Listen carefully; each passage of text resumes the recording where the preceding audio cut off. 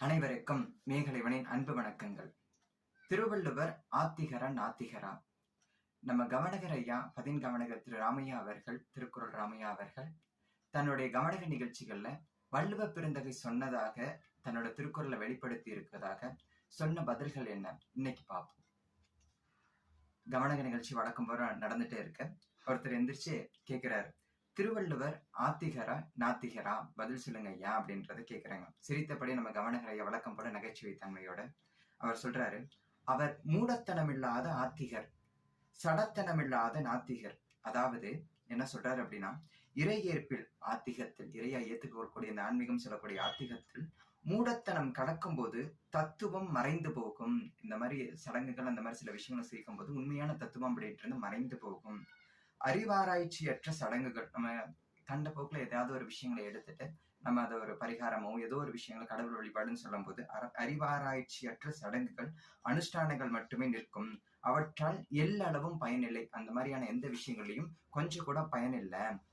இடுப்பில் வேட்டி நிற்பதற்காக பெல்ட் அணிய தொடங்குகிறோம். காலப்போக்கில் வேட்டியை நடுவ விட்டு பெல்ட்டை மட்டும் இறுகி பிடித்துக் கொள்கிறோம். இது மூடத்தனம் தானே அப்படின்றது கேட்கிற. அதாவது வேட்டி அப்படின்றது தத்துவம், பெல்ட் அப்படின்றது அனுஷ்டானம், சம்பிரதாயம் அப்படின்னு சொல்லக்கூடிய விஷயங்கள். தத்துவத்தை மறந்துட்டு அந்த அனுஷ்டானங்களை வச்சுட்டு இருக்கிறதுனால எந்த பயனும் இல்லை. இறை மறுப்பில், அதாவது நாத்திகத்தில் சடத்தனம் மிகுந்து விடுவதால் நம் சிற்றறிவுக்கு அப்பாற்பட்ட அற்புதங்கள் எத்தனை நிகழ்ந்தாலும் ஒத்துக்கொள்ளும் உணர்வு இல்லாமல் போகிறது. அதாவது நம்ம இந்த மாதிரி நாத்திகம் அப்படின்ற ஒரு விஷயத்த மட்டும் பேசிக்கிட்ட நமக்கு சிற்றறிவு, நம்ம அறிவுக்கு எத்தனை வகையில இருக்கக்கூடிய விஷயங்களை வச்சுக்கிட்டு அற்புதங்கள், அதற்கு அப்பாற்பட்ட சில அற்புதங்கள்லாம் நிகழும் போது நம்ம அதை கண்டுக்காம போகிறது, கடவுள் இல்லை அப்படின்னு சொல்றது ஏத்துக்க முடியாது.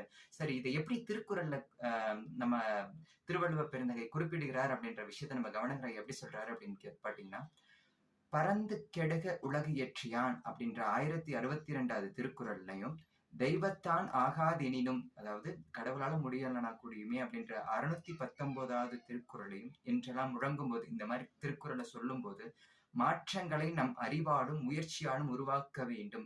அப்படி இருக்கும்போது சில நேரங்களில் விதிதான் எல்லாம் அப்படின்னும் போது நம்ம முயற்சி பண்ண மாற்ற முடியும் அப்படின்ற சில திருக்குறளை குறிப்பிடும் போது அவர் முழுக்க முழுக்க கடவுளை மட்டும் நம்பிக்கொண்டிருக்க கூடாது அப்படின்ற நிலைகள் எல்லாம் சொல்லும் போது நாத்திகர் போல பேசுகிறார். அப்ப திருவள்ளுவ பெருந்தகை இந்த திருக்குறள் எல்லாம் சொல்லும் போது நாத்திகர் மாதிரி சொல்றாரு. அதே நேரத்துல தெய்வம் மடித்தற்று தான் முந்துரும் அப்படின்ற 1023வது திருக்குறள்களை சொல்லும் போது, 1023வது திருக்குறள் சொல்லும் போது, கடவுள் வாழ்த்தில் இறை பண்புகளை விளங்கும் போதும் அப்பழுக்கற்ற ஆத்திகராய் நம் மெய்யுணர்வை மீட்டுகிறார்.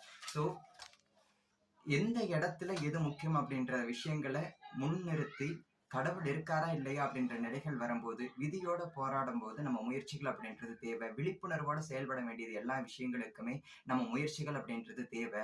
சோ அந்த இடத்துல கடவுள் எல்லாமே பார்த்துக்குவார் அப்படின்ற விஷயங்கள் நினைச்சு கூடாது. தெய்வத்தினால் ஆகாதெனினும் முயற்சி தம் மெய்வருத்த கோழி தரும் அப்படின்ற திருக்குறளை சொல்லும் போது அவர் நாத்திகர் போட மாதிரி பேசுறாரு. தெய்வம் மடித்தற்று தான் முந்துரும் அப்படின்ற 1023வது திருக்குறளை சொல்லும் போது கடவுளோட ஒரு எந்த அளவுக்கு நம்ம முயற்சி அப்படின்ற நிலைகள், ஏக இறைவன் அப்படின்ற விஷயங்கள்லாம் இருக்கு அப்படின்ற விஷயங்களை சொல்லும் போது அவர் உண்மையான ஆன்மீகம் அந்த சார்ந்த விஷயங்களை அவர் வெளிப்படுத்துகிறாரு. அப்படி பார்க்கும்போது மூடத்தனமாக அனுஷ்டானங்களை மட்டும் பின்பற்றும் போது நாத்திகர் மாதிரி சில விஷயங்களை மனித சமூகத்தை கண்டிச்சு சில விஷயங்களை சொல்லிட்டு இருக்காரு. அதே நிலைகள்ல உண்மையான ஆன்மீக நிலைகள்ல இருக்க போகும்போது மனிதனுக்கு பல பேருக்கு சேவை செய்யற அப்படின்ற நிலைகள்லாம் இருக்கும்போது கடவுளே தன்னோட விஷயங்களை வேட்டியை மடிச்சு கட்டிட்டு முன்னாடி நின்று உனக்கு தேவையான விஷயங்களை எல்லாம் செய்யும் அப்படின்ற விஷயத்த வள்ளுவ பெருந்தகை ஆத்திகராகவும் நாத்திகராகவும் உண்மையான நிலைகள் இருக்கக்கூடிய அப்பழுக்கற்ற அன்பே சிவம் அப்படின்ற நிலைகள் எல்லாம் சொல்லும் போது அவர் ஆன்மீகத்தின் உயர்ந்த நிலை அப்படின்னு சொல்லக்கூடிய விஷயங்களை விதியையும் ஜெயிக்க முடியும் அப்படின்னு நிலைகள்லாம் வெளிப்படுத்துறாரு. இறை அனுகிரகம் இருக்கும்போது அதே நிலைகள்ல தேவையில்லாத அனுஷ்டானங்கள் சொல்லக்கூடிய சம்பிரதாயத்துக்கு மட்டும் நிற்கும்போது நாத்திகர் போல நம்ம மனித சமூகத்தை கண்டிச்சும் சில விஷயங்கள் இது பண்றாரு. சோ திருவள்ளுவ பெருந்தகை ஒரு ஆத்திகர் அப்படின்ற விஷயங்களும் எல்லளவும் மாற்று கிடையாது. அதே நிலைகள்ல நம்மளை நம்ம மூடத்தனமான சில விஷயங்கள் செய்யும் போது நாத்திகவாதி போல் சில கேள்விகளை கேட்டு கண்டித்து சில விஷயங்களை சொல்றதா நம்ம கவனகர் ஐயா மிக தெளிவாக இது பண்றார். மீண்டும் நல்ல திருப்பதிவில் சந்திப்போம். அதுவரை உங்களுடன் விடைபெறுவது மேகலைவன். நன்றி.